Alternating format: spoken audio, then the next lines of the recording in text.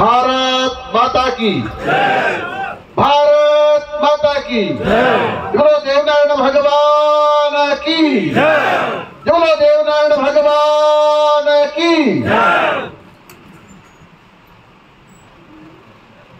महान क्रांतिकारी कवि और लेखक और सच्चे देशभक्त श्री विजय सिंह जी पथिक की 143वें जन्मदिन पर आयोजित इस कार्यक्रम में मंचस्थ उपस्थित कार्यक्रम के अध्यक्ष और राजस्थान राज्य के गृह राज्य मंत्री श्रीमान जवाहर सिंह जी बेडम साहब, राजस्थान की विधानसभा में हमारे सहयोगी मंडल के माननीय लोकप्रिय विधायक श्रीमान उदय सिंह जी भडाना साहब, राष्ट्रीय अध्यक्ष श्रीमान महावीर जी पोसवाल साहब, प्रोफेसर यशवीर जी भाटी साहब, डॉक्टर कुलदीप सिंह जी, प्रोफेसर वर्मा जी, प्रोफेसर सत्यनारायण जी और श्री शिव प्रसाद जी और क्रांतिकारी नेता युवा श्रीमान गोपाल जी गुजर बस्ती वाले। मित्रों, मैं यहां आकर के गौरवान्वित महसूस कर रहा हूं कि मेरा सौभाग्य है कि महान क्रांतिकारी कवि और लेखक, देश में किसानों के मसीहा श्रीमान विजय सिंह जी पथिक की जो 143वीं जयंती है और उस समारोह उसमें उपस्थित हूं। मेरे पहले यहाँ गृह राज्य मंत्री महोदय बेडम साहब कह रहे थे कि हमारा पुराना रिश्ता है। ये सच है। आज से रिश्ता नहीं, हजारों साल पहले से रिश्ता है।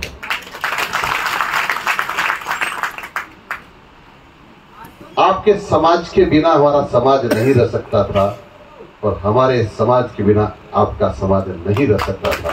एक दूसरे के पूरक। इसलिए हर संकट में, हर खुशी में हम एक दूसरे के हमेशा सहयोगी रहे। मित्रों, इसलिए मैं अपने आप को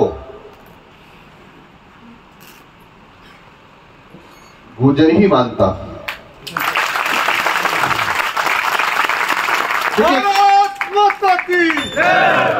क्योंकि हमारे समाज में तो आप तो छोटे गुजर होंगे, लेकिन हमारे यहाँ तो बड़े बड़े गुजर भी होते हैं, बड़ गुजर भी होते हैं। मैं गलत तो नहीं कर रहा मैडम साहब? हाँ। और इस अवसर पर आप सब लोग को बधाई देता हूं। ये राजस्थान की जो यशोगाथा है और आज जो विश्व में राजस्थान का नाम है वो गुर्जर समाज की वजह से है। यदि गुर्जर समाज की हमारी पूज्य मां पन्नाधाई जी नहीं होती तो महाराणा प्रताप का अस्तित्व दुनिया में नहीं होता। और महाराणा प्रताप का अस्तित्व नहीं होता तो इतना सम्मान देश में राजस्थान का कभी नहीं होता। इसलिए हमारे आन बान शान का कोई प्रतीक है, कोई समुदाय है, कोई जाति है तो है गुर्जर समाज, उनको नमन करता।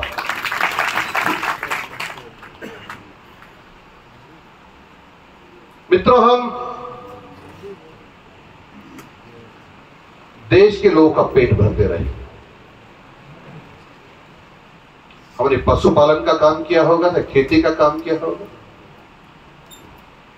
हमने कई प्रकार के कष्ट भोगे होंगे, जंगलों में रहे होंगे, अंधेरे में रहे होंगे, लेकिन हमारे मन में एक ही भाव था कि हमारे देश के लोग, देश के युवा हष्ट पुष्ट और स्वस्थ कैसे रह सकते हैं। इसलिए हम गाय चराकर भी देश के लोगों के अच्छे स्वास्थ्य की कामना करते हुए हम जंगलों में भटकते रहते थे। आज वो उसी का देख रहे हैं और उसी का परिणाम है कि प्रदेश में और देश में कई क्रांतिकारी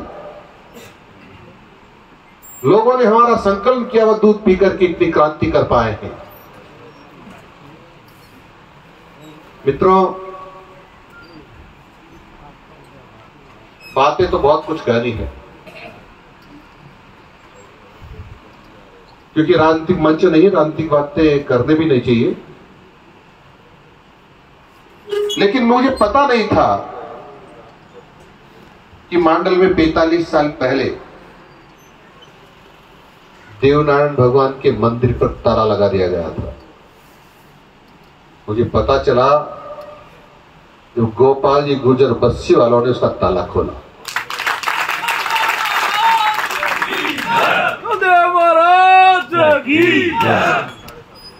और ताला इसलिए लगा दिया गया था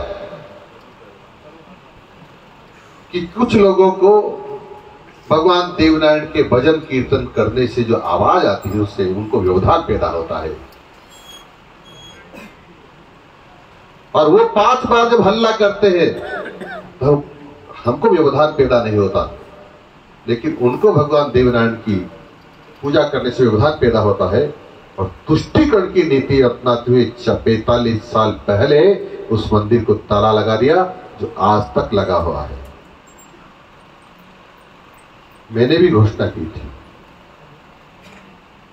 और गोपाल जी गुर्जर के परिवार वालों से ही बात की थी कि जब भारतीय जनता पार्टी की सरकार आएगी तो भगवान देवनारायण के मंदिर का ताला खुलेगा।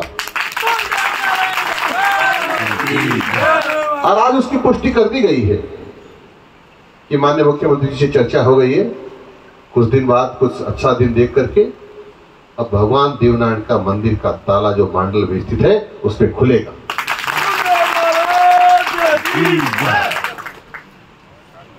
गोपाल जी गुर्जर को बधाई देना चाहिए था, प्रदेशवासियों को, और तत्कालीन मुख्यमंत्री को बधाई देना चाहिए था कि तुम हमको ध्यान में लाए हो और तुमने ताला खोल करके अच्छा किया है। लेकिन इसकी बजाय ताला लगा दिया वापस, गोपाल जी गुर्जर को ढूंढते रहे और एक दिन इनको पुलिस ने अपनी गिरफ्त में लेकर के जेल में डाल दिया। मैं समझता हूं उस समय की तत्कालीन सरकार ने बहुत ही गलत काम किया था, जो नहीं करना चाहिए था। अब वो पछता रहे हैं। इसलिए मित्रों, आपको विश्वास दिलाता हूं कि मैडम साहब और हम तुरंत माननीय मुख्यमंत्री से कोई तिथि तय करके और मांडल में जो स्थित है भगवान देवनारायण का मंदिर, उसको ताला खोलेंगे और उसकी अगुवाई करने के लिए हम गोपाल जी गुर्जर को ही कहेंगे कि आप चलिए ताला खोलें। विजय सिंह जी पथिक के बारे में मैं क्या कर सकता हूं? मेरे पास कोई शब्द नहीं है। गुलामी की जंजीर को तोड़ने के लिए किस प्रकार की छटपटाहट मन में थी कि उन्होंने उस समय के जो सामंत मुगलों के कब्जे में थे, उनको बोहरा बना करके हमारे ही लोगों से लड़ने का यत्न किया था। फिर भी पथिक जी ने पीछा नहीं छोड़ा और किसानों के हितार्थ लगातार लड़ते रहे। प्रदेश की भुजंग क्षेत्र की जनता का सहयोग लेते हुए आगे बढ़ते रहे और कई बार उन्होंने सफलता प्राप्त की है। आज वो हमारे बीच में नहीं है। हम उनकी 143वां जन्मदिन मना रहे हैं।